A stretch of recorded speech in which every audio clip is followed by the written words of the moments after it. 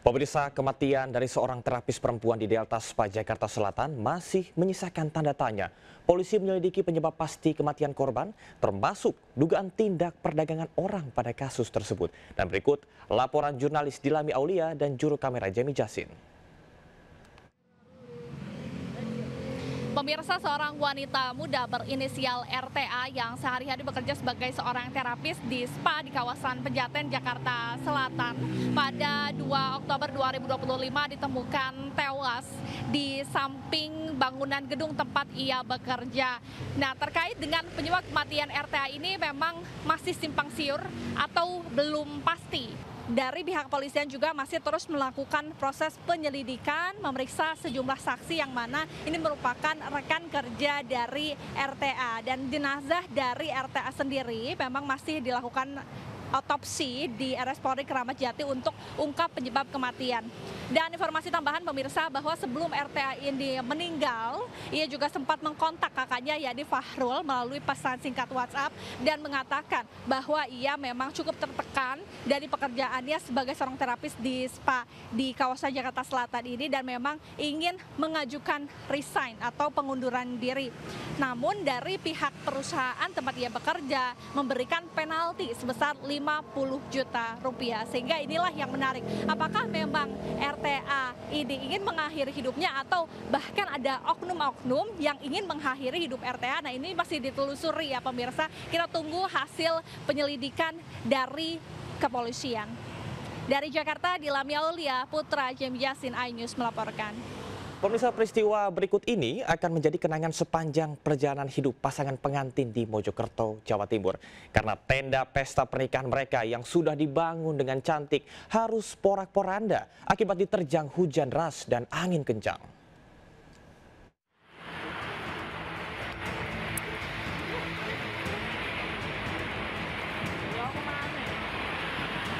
Sebuah tenda pengantin di Desa Kemantren, Kecamatan Gedek, Kabupaten Mojokerto ambruk diterpa hujan deras dan angin kencang.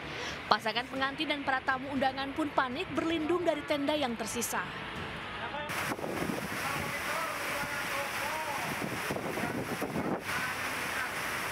Tidak hanya di kabupaten, hujan deras dan angin kencang juga melanda wilayah kota Mojokerto. Akibatnya sejumlah pohon tumbang di jalan utama. Selain itu, sebuah pohon besar di SMA 2 Kota Mojokerto juga tumbang menimpa 5 sepeda motor yang terparkir. Kencangnya angin juga merusak puluhan rumah warga di Desa Penompo dan Desa Melirip. Selain itu, sebuah pos polisi Jampirogo, Kecamatan Soko juga rusak parah. Dari Kabupaten Mojokerto, Solahuddin, iNews melaporkan. Gubernur DKI Jakarta Pramono Anung tegas menolak kedatangan atlet Israel dalam ajang World Artistic Gymnastics Championship 2025 mendatang. Tak hanya itu, ia juga menekankan tidak akan mengizinkan kontingen Israel untuk ikut serta dalam ajang olahraga apapun di ibu kota. Rencana kehadiran kontingen Israel dalam ajang World Artistic Gymnastics Championship 2025 di Jakarta pada 19 sampai 25 Oktober 2025 mendatang ditolak tegas Gubernur DKI Jakarta Pramono Anung. Bahkan Pramono juga meminta agar visa untuk tim atlet Israel tidak diterbitkan sama sekali. Ia mengingatkan jika kehadiran kontingen Israel di tengah konflik yang masih berlangsung di Gaza, Palestina, hanya akan menimbulkan reaksi negatif dari masyarakat Indonesia. Padahal selama ini masyarakat Indonesia selalu menunjukkan solidaritas tinggi terhadap perjuangan rakyat Palestina. Karena nggak ada manfaatnya dalam kondisi seperti ini ada atlet, apalagi atlet gimnastik ya, itu bertanding di Jakarta dan pasti akan menyulut, membangkitkan kemarahan publik dalam kondisi yang seperti ini. Karena apapun.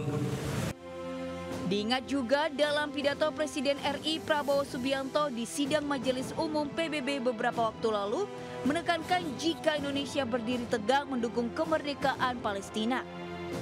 Sikap ini menegaskan konsistensi Jakarta sebagai ibu kota yang menghormati arah politik luar negeri Indonesia, yakni mendukung kemerdekaan Palestina dan menolak segala bentuk normalisasi dengan Israel. Tim Liputan iNews melaporkan.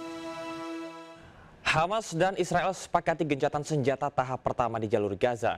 Dalam kesepakatan ini, pembebasan sandera dan tahanan Palestina berlaku selama 72 jam setelah persetujuan. Kesepakatan gencatan senjata ini disampaikan oleh Presiden Donald Trump melalui akun media sosialnya. Tahap gencatan senjata terjadi akan dimulai dari pembebasan 48 sandera Israel yang ditahan di Gaza, termasuk 20 orang yang diyakini masih hidup. Pada fase ini, tahanan Palestina juga akan dibebaskan dari penjara Israel. Pihak Hamas juga telah menyerahkan daftar sandera yang dibebaskan dari Gaza sebagai bagian dari pertukaran dengan Israel. Sementara itu, pihak Israel akan menarik pasukan mereka ke garis yang telah disepakati. Agresi Israel ke Palestina sejak Oktober 2023 menyebabkan lebih dari 67.000 warga Palestina tewas dan jutaan orang terpaksa mengungsi. Mahasiswa yang bertahan di kantor Badan Penghubung Pemerintah Provinsi Sulawesi Tenggara dievakuasi paksa di kawasan Menteng, Jakarta Pusat. Akibatnya kericuhan tak terbendung.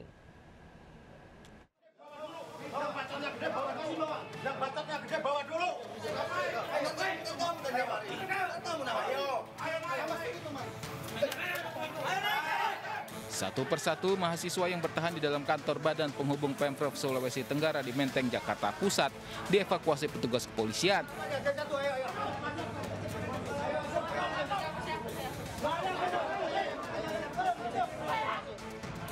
Situasi sempat memanas saat beberapa mahasiswa menolak diamankan. Mereka pun harus digiring paksa masuk ke dalam bus tahanan. Evakuasi paksa dilakukan menyusul adanya laporan pengerusakan yang dilakukan mahasiswa di kantor tersebut. Namun para mahasiswa membantah, menagih janji Gubernur Sultra terkait pembangunan asrama untuk mahasiswa Sultra di Jakarta. Sedikitnya 70 mahasiswa diamankan dan dibawa ke Polres Metro Jakarta Pusat. Dari Jakarta, Rani Sanjaya, iNews melaporkan. Dan kita simak video viral. Yang pertama adalah video aksi penyerangan geng motor terjadi di sebuah warkop di kawasan Tanah Abang, Jakarta Pusat. Dua anggota geng motor tiba-tiba melakukan penyerangan ke warkop menggunakan pistol dan senjata tajam. Akibat kejadian ini, seorang karyawan warkop terluka di mata, sementara pemilik warkop terluka di bahu. Para pelaku juga merampas uang tunai senilai 2,3 juta rupiah. Menurut keterangan warga, pelaku diduga tengah mencari lawan. Namun aksi tersebut salah sasaran. Penyerangan serupa sudah terjadi beberapa kali di wilayah tersebut dan warga berharap polisi menangkap pelaku. Apes, kawanan curanmor yang tengah membawa kabur motor curiannya menggunakan mobil box digagalkan sekompi TNI di Jalan Tol Tangerang Kembangan, Jakarta Barat. Pelaku pun tak bisa berkutik saat prajurit TNI mengadangnya.